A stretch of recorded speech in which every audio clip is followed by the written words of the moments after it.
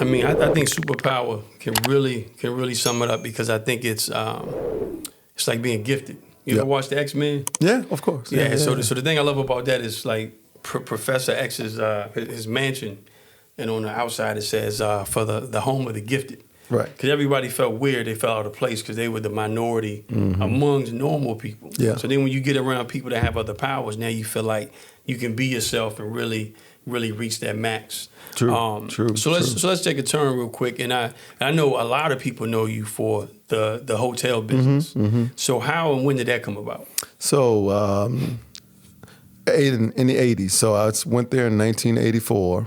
And a lot of people don't know the story. Like, they look at me now and they say, well, you're a successful hotel manager and, we want you to run something, this and that. But the origin of it was I was out of work because I had a job. In my previous job before that, believe it or not, I was at Spanky's Fun Time Pizza, and I was the dude that walked around with the bear costume on for the birthday parties. Yeah. The little kids would come up and hit you in the back of the head. That's a whole nother story.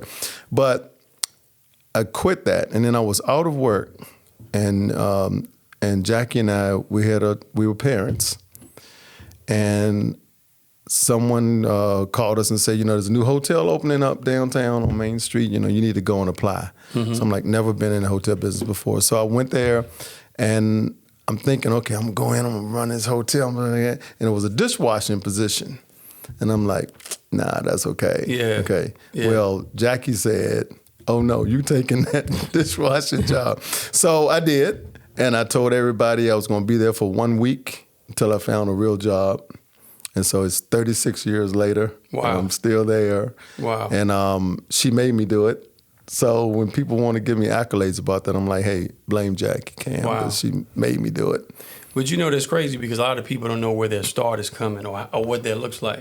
Right. And so, in the Bible it says, despise not the day of small beginnings. Right. And I think so many people, they don't value those small starts. Right. Yeah. So could you speak to the importance of that? Because it looks different. Like you said, you really had a foot in the door. Yeah. Somebody else looked at it as like, I didn't see that. I ain't doing it. I didn't see that at first though. So the people that have the mentality, like I interview people all the time now, and they want to come in the door and they want to, no man, I want to wear a suit like you, or I want to work this and that and the third. And that was me though at that age, 24. When I went in there. So I understand it. So I didn't, like I said, I didn't have any intention of staying there and doing that. I had been an architectural draftsman, and I felt I was more of a professional person than to be a dishwasher. Well, like you say, you take what you can get, and then things start happening, and then people start. So I had the mentality after I knew I was going to be there more than a week because nothing else was popping anywhere. I said, okay, well, I better have the mentality that if I'm going to be a dishwasher, I'm going to be the best dishwasher. So 2 weeks later, I get promoted to executive steward, which is head dishwasher. Wow. So I'm telling the other dishwashers what to do. Yeah. Or both of them, So, but that to me was that was kind of okay, well, I took that position and I did it so well that they want me to be the best at that position. Yeah. And then one thing lead to another. So, and it's all about your disposition anyway. It's like, what you do and who sees it. And then you start getting moved around. And so it took a while before I realized that, wow, I maybe can make a career at this thing in the hospitality business. I had never ever thought about it before. So sometimes you're put in places where you should be, but sometimes you just take what you can get, whether you like it or not, and you just grind down and you do it, and it leads to good stuff. Got you. So, now, do you think that was a hidden passion? Like when you got into it, that's when you found out, hey, this is a new passion. No. Or you already knew? No, I don't know if it ever developed into a passion. Gotcha. It was a sense of responsibility, being a parent, having a family. So it's not necessarily something that I said, oh my gosh, I've always wanted to be in the hotel business. Yeah. It just developed into one of those things. And there's a saying in the hotel business: once you get in the hotel business, you can't get it out of your blood because there's no industry like it. Yeah.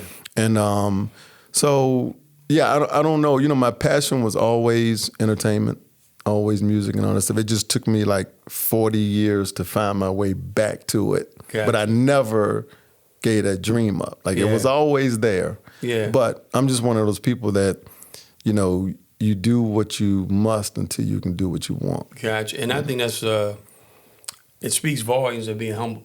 Because some people, if they can't do what they want to do, they're not going to do it. It's true. And I could have very well said, you know, I'm just not going to watch it. I'm going to sit. I'm going to wait until the job I want comes around. I'm going to sit home. I'm going to, you know, just keep looking into want ads or whatever. But I had a wife, you know, that said, oh, no. Yeah, and that could have changed the whole course of life. Because Exactly. I always believe that there's lessons throughout the journey. You know what I mean? It's like picking up little items. You're like, oh, what is this for? You know, it's useless now, but then years later, you're like, oh, that's why I got that skill, or that's why I learned that trade. You know, Correct. And so I think that watching you now, somebody hearing this, it could really speak to, like I said, somebody being humble. Because I think we can miss out opportunities if we're not humble. That's true. Because getting your foot in the door and then an opportunity creates where you can show, hey, this is what I can do now. But until you get inside, they really don't know who you are or what you can do. Exactly right. Yeah.